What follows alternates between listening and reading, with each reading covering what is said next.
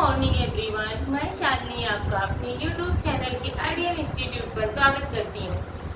पिछले वीडियो में हमने संज्ञा, सर्वनाम, क्रिया, विशेषण आदि विकारी शब्दों को पढ़ा।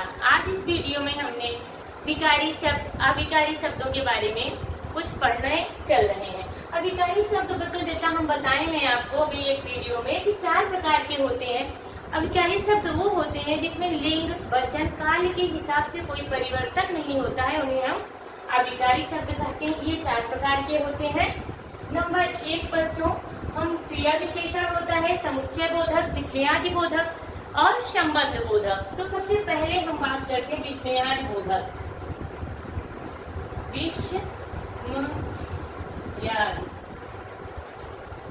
विस्मयादि बोधक क्रिया विशेषण, विस्मयादि बोधक अविकारी शब्द, विस्मयादि बोधक अविकारी शब्द।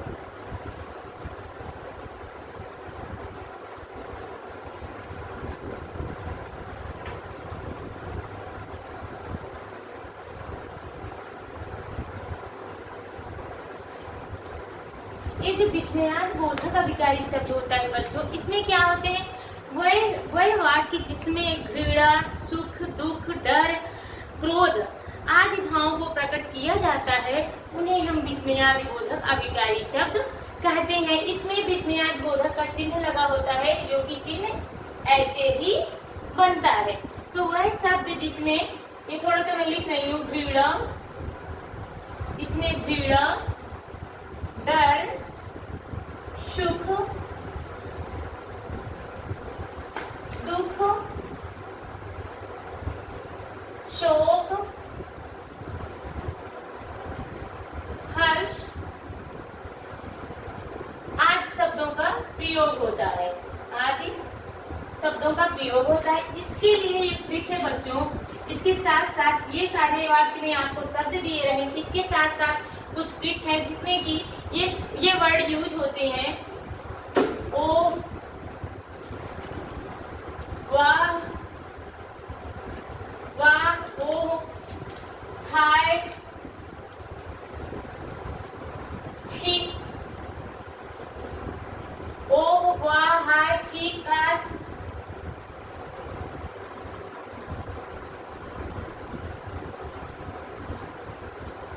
काश आदि शब्दों का प्रयोग होता है। जब भी कोई वाक्य दिया रहेगा, घृणा शब्द वो कोई भी ऐसा वाक्य रहेगा जिसमें घृणा, डर, सुख, दुख, शोक आदि का वर्णन रहेगा, उसके साथ साथ ओ, वाह, हाय, छी, काश आदि शब्दों का यूज हुआ रहेगा, तो हम जान जाएंगे कि हमारे विस्मयादि बोधक शब्द है।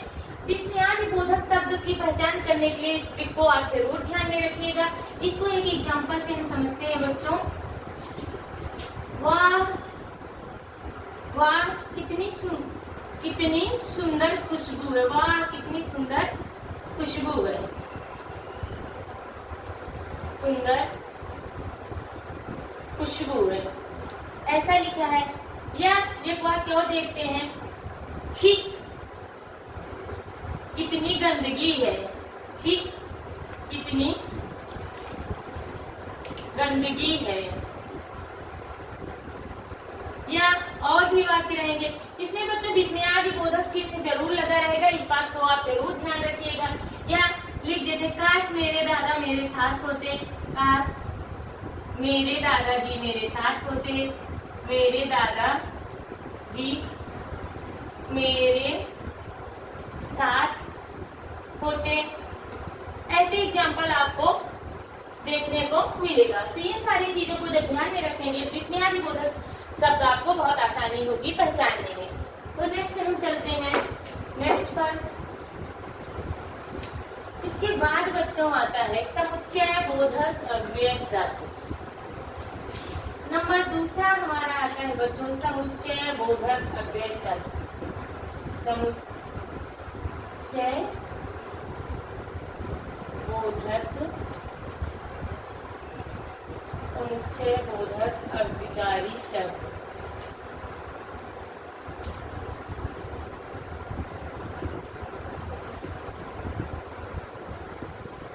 समुच्चय बोधक में क्या होता है, समुच्चय बोधक में वो होता है दो वाक्य वाक्य, दो वाक्यों या दो शब्दों को जोड़ने के लिए जिन शब्दों का प्रयोग किया जाता है, दो वाक्यों को जोड़ने के लिए या दो शब्दों को जोड़ने के लिए जिन शब्दों का प्रयोग किया जाता है उन्हें हम समुच्चय बोधक शब्द कहते हैं। इनमें इनके ट्रिक लिखिए कौन कौन से शब्द आते हैं जो शब्दों को जोड़ते हैं।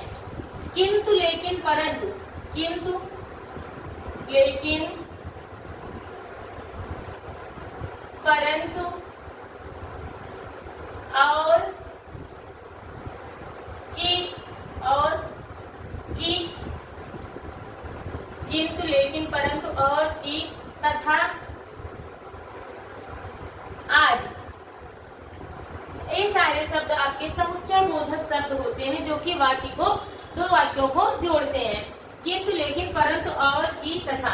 एक एग्जाम्पल लेते हैं बच्चों, जैसे सीमा और रीमा, सीमा और रीमा खेल रही हैं।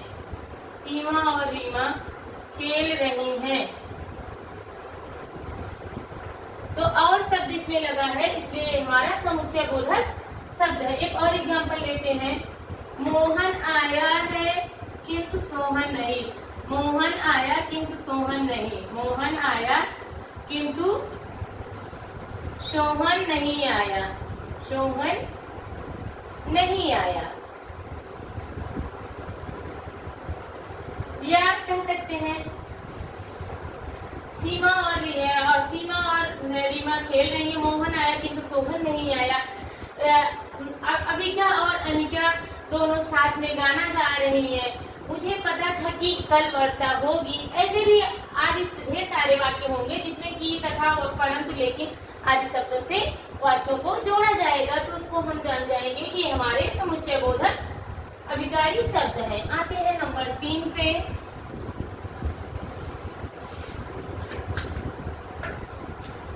नंबर 3 हमारा आता है बच्चों संबंध बोधक अभिकारी शब्द। संबंध बोधक, संबंध बोधक अभिकारी शब्द।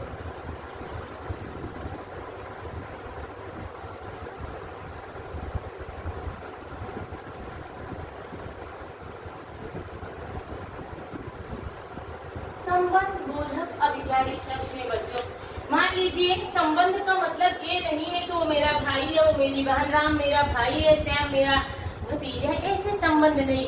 इसमें वैसे संबंध होते हैं जो वाक्यों को जोड़ते हैं। जैसे एक ट्रिक लिखिए, इसको ध्यान रखने के लिए एक छोटी सी ट्रिक है कि आगे, कि आगे, कि ऊपर, के नीचे, के आगे, के ऊपर, के बाद, के पहले, के से पहले, सॉरी से पहले, के आगे, के ऊपर, के बाद, के पहले, के दाएं, के दाएं, के बाएं, के बाएं, के आगे, के ऊपर, के बाद, के पहले, के दाएं, के बाएं, के नीचे,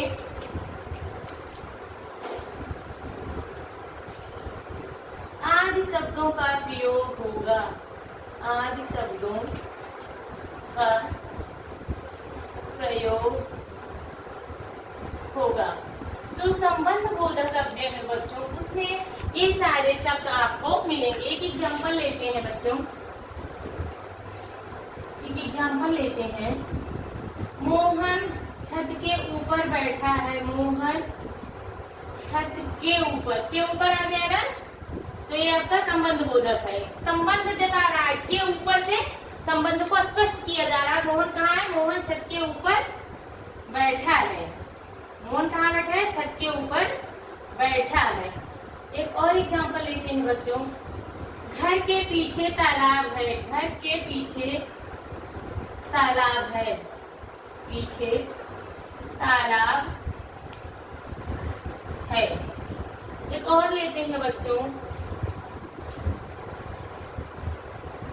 मोहन के बाद सोहन आया है। मोहन के बाद सोहन आया है, सोहन आया है। एक और लेते हैं बच्चों, सीमा से पहले रीमा आई है, सीमा से पहले रीमा आई है, सीमा से पहले।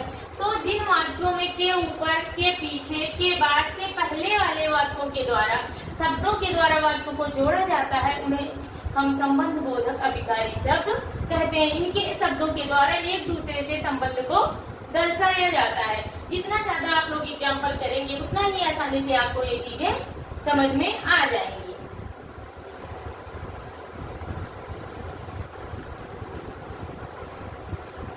नंबर 4 हमारा आता है बच्चों निपात। नंबर 4 पे आता है निपात। ये कहीं कहीं रहता है बच्चों, हर जगह नहीं होता है। निपात का मतलब होता है बच्चों, जब किसी वाक्य में बहुत ढेर सारा बल लगाकर विशेष प्रकार का बल भरने के लिए शब्दों को यूज किया जाता है। जब किसी वाक्य में विशेष प्रकार के बल भरने के लिए कुछ शब्दों का प्रयोग किया जाता है, उसे हम निपात कहते हैं। इसके लिए बच्चों कुछ ट्रिक है। इसकी ट्रिक है ही मात्र, तो, ही मात्र, तो, तक, सिर्फ, तक, सिर्फ आदि।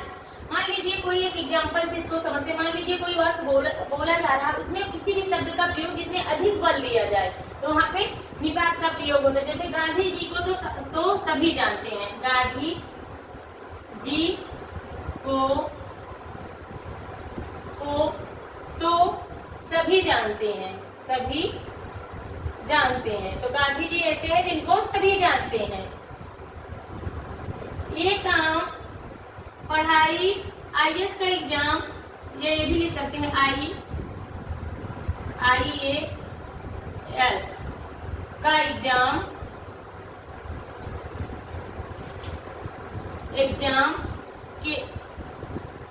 केवल या सिर्फ मोहन ही पास कर सकता है। सिर्फ मेहनती बच्चे ही पास कर सकते हैं, सिर्फ मेहनती बच्चे ही पास कर सकते हैं।